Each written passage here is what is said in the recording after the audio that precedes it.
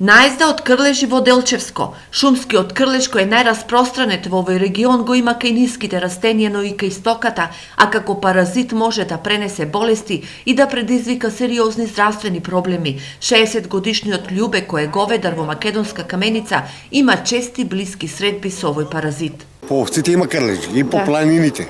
Боровинки дека има, треба крлежи има. По овците највеќе кога се склижат, највеќе ги има.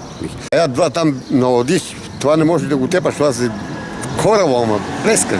Љубе има лек со кој успешно се справувал со крлежите. Крлеж ако ту апе, само слигле. Да ставиш на паломале, на газа, стави и тоа го извлачиш жеглото.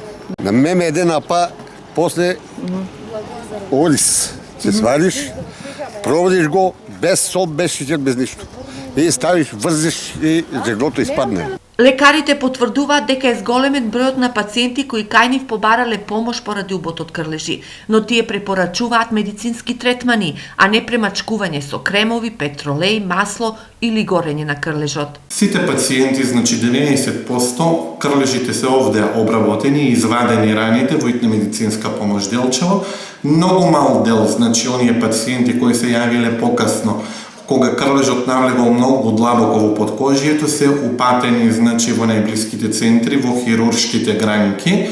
Сите што се движат низ шумите, посебно во сезоната на печуркарството, но и ловството, потребно е да преземат општи мерки за заштита. Да се оди во природа со соодветна заштита, високи, значи, гумени чизми, панталони со долги ногавици, исто така гардероба со долга облека, соодветно да бидат заштитени. Крлежите се со големина од 1 до 5 мм и се хранат од крвта на домаќинот, а можат да се преносители на лајмска болест, крлежен менингоенцефалитис и ерихолоза. Сепак статистиката вели дека мал е ризикот од зараза при убот на крлежи, но значајно е навременото и правилно отстранување на овој паразит од човечкото тело.